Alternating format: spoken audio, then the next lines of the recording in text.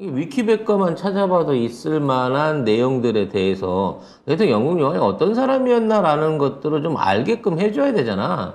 근데 그런 부분에 대한 평가가 없더라는 거죠. 돌아가셨으니까, 장례식이 끝났으니까 간단하게 한번 정리를 해보겠습니다.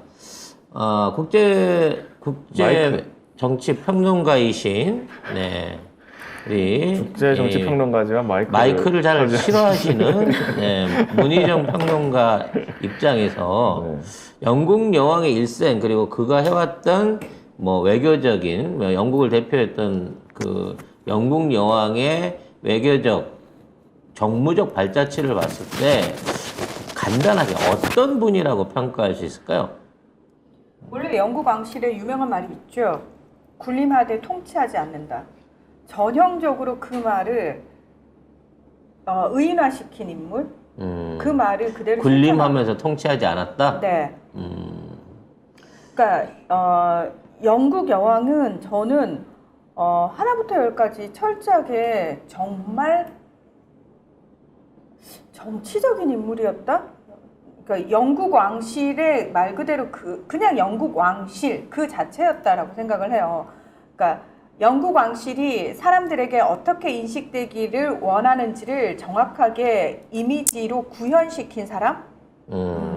그래서 이게 무슨 의미냐면은 굉장히 무서운 거죠. 그러니까 철두철미했을 뿐만 아니라 굉장히 좀 무서웠다. 그러니까 일단 정치적으로는 그러니까 정치인들에게 간섭을 하지 않는 것처럼 보이지만 실제로 정치인들을 완벽하게 그러니까 통제를 하고 있는, 컨트롤을 하고 있는 사람이었고, 그래서 정치인들이 알아서 눈치 보게 만드는, 알아서 기게 만드는 그런 카리스마와 이런 부분들이 있었고, 국민들에게는 21세기 무슨 왕이야 라는 마음이 있어도 희한하게 엘리자베스 2세 여왕을 딱 보면은 그 말을 스스로 삼키게 만드는, 저는 그게 이제 카리스마, 리더십이라고 생각을 하거든요. 그게 있는 유일한 사람이었다. 그러면 긍정적인 평가, 부정적인 평가로 나눠 본다고 하면 네. 이분이 영국과 세계 뭐 평화의 수호자였다고 치고 아니요. 긍정적일까 부정적이었을까 이분의 역할은? 아니요, 저는 사실은 엘리자베스 때문에 이 사람들이 사고 정지가 된 부분이 있다라고 생각을 해요. 사람들이 객관적인 판단을 내려야 되는데 엘리자베스 2세 여왕이라는 존재 때문에 영국이 그 식민 지배를 하면서 했었던 그 수많은 잘못들에 대한 제대로 된 평가를 입 밖으로 꺼내지 못했을 뿐만 아니라 거기에 대한 현실적인 단죄라든지 사과와 배상 같은 부분, 그러니까 정말 뒤따라서 나왔어야 하는 그 모든 후처리가 미뤄졌다라고 생각을 하고요. 그리고 사람들 이번에도 그 장례식에서도 여러분이 느끼셨겠지만 사람들이 막 17시간까지 기다려가면서 데이비드 베컴까지도 13시간 기다려가면서 조문을 했다라고 얘기를 하잖아요. 그래서 이런 것 자체가 엘리자베스 2세기 때문에 사실 가능한 거거든요. 이건 뭐냐면은 그런 얘기도 나왔다고 그래요. 지금 영국 사람들이 이렇게 슬퍼하고 막 앞에 그걸 보기 위해서 그렇게 줄을 서고 하는 모습이 과연 북한의 김씨 가문에게 충성하는 북한 주민들하고 뭐가 다르냐라는 얘기까지도 나올 정도라고 하거든요. 그래서 이제 국민들한테 사랑을 받은 영국 국민들의 사랑을 듬뿍 70년간 받았던 여왕뽕은 70년간 유지됐지만 이제 끝났다. 이제는 끝난 거고요. 객관적으로 봐서는 굉장히 무능한 군주였다고 평가받아야 됩니다. 왜냐면 2차 대전 끝나고 나서 이제 처칠이 수상할 때 여왕이 됐단 말이에요. 그때는 이제 처칠의 카리스마에 눌렸죠. 근데 나중에 처칠이 물러나고 난 다음에 여왕이 영향력을 발휘하기 시작하면서 가장 먼저 일어난 건 해외 식민지들의 독립이었어요. 그리고 영연방의 이게 절대적인 주권을 전부 내려놔 버리는 결과를 만들었던 거고, 가장 큰 실책 중에 하나가 홍콩 반환에 대한 일종의 이제 홍콩 반환을 시켜줘 버린 부분. 그리고 시켜줘 부린 부분이라고 말씀하시면 안 되는 게 99년간 조처를 했던 거고 그거는 정해진 약속이었어요. 그 정해진 약속을 처음에 중국 정부가 요구를 해서 조처를 해갈 때도 이게 가능할까 싶었다고 하는 얘기지.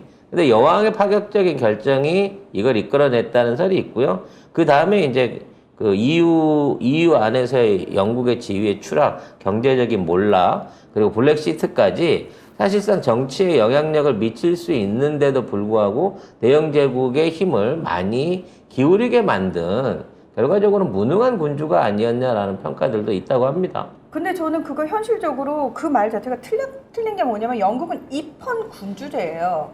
할 수 있는 게 없지 않나요? 할 수 있는 게 뭐. 없습니다. 냉정하게 말씀드려서 할 수 있는 게 없고 좋은 말 정도 할 수 있겠지. 덕담 네. 정도. 뭐. 게다가 엘리자베스 2세 같은 경우에는 아버지가 원래는 아버지의 형 큰아버지가 그 왕위를 받았다가 이혼녀하고 결혼하는 바람에 에드워드 8세가 왕위를 던져버리면서 갑작스럽게 왕위 계승권하고 멀리 떨어져 있던 아버지가 갑자기 받으면서 왕이 된 거거든요. 이건 무슨 얘기냐면은 그 왕실의 정통성을 사실은 일정 부분 반 정도만 가지고 있는 쪽에서 승계를 받은 거기 때문에 아버지부터 시작해서 본인 때에서 그러니까 원래 에드워드 8세가 가질 수 있었던 강력한 힘 수준까지는 갈 수가 없는 상황이었으니까 태생적으로 그 한계를 안고 출발을 했다라는 거죠. 그러니까 그런 부분들부터 시작해가지고 그럼에도 불구하고 저는 엘리자베스 2세였기 때문에 그나마 그 왕실이 유지가 된 거다. 지금 찰스 3세 왕 같은 경우에는 저는 무능했다라고 말씀하시는데 찰스 3세는 아마 제대로 무능한 부분을 보여줄 거라고 생각합니다. 바로 그 점을 공감하는 겁니다. 문화가 지적하신 대로 여왕 자체의 가문이 사실은 많이 기운 가문의 여왕이었기 때문에 처음 들어올 때부터도 일종의 컴플렉스가 있었어요. 근데 그 아들은 더했죠. 그 영국 여왕의 아들 찰스는. 그래서 영국 안에서 가장 그 강력한 귀족 가문인 스펜서 가문에 있는 다이애나를 붙여준 건데, 뭐 붙여줬다니 말이 좀 그러네요. 아무튼 일종의 이제 정략 결혼을 시킨 거예요. 왕권 강화를 위해서. 근데 이걸 갖다가 결과적으로 불륜으로 털어내버린 게 찰스거든.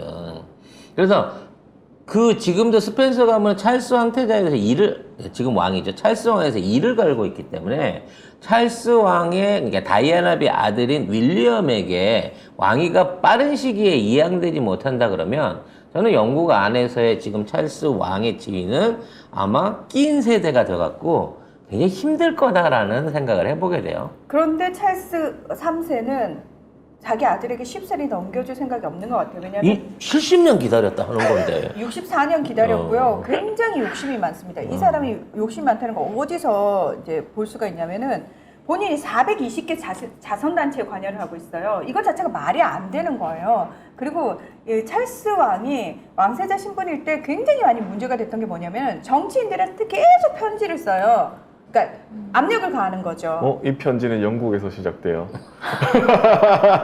행운의 편지인가요? 그건가요? 예. 편지를 왜 이렇게 쓰지? 그래서 그러니까 사실은 그 선을 넘어가지고 어떤 영향력을 미치려고 하는 행동들을 굉장히 많이 했었고 이 부분과 관련해가지고 정치권이 상당히 불쾌하게 생각을 했을 뿐만 아니라 420개 자선단체 또는 다른 나라에 심지어 기부금을 받았어요. 그 심지어 이제 사우디아라비아로부터 받은 것도 문제가 됐을 뿐만 아니라 다른 나라한테도 압력을 넣었어요. 내가 지금 밀고 있는 자선단체가 있는데 여기 기부금 좀 낼래? 라는 식으로. 그러니까 이거는 있을 수 없는 일이거든요. 그런 짓거리들을 찰스가 했단 말이에요. 그러니까 오죽하면 이거는 우리나라에서도 많이 나온 말인데 제발 아무것도 하지 마.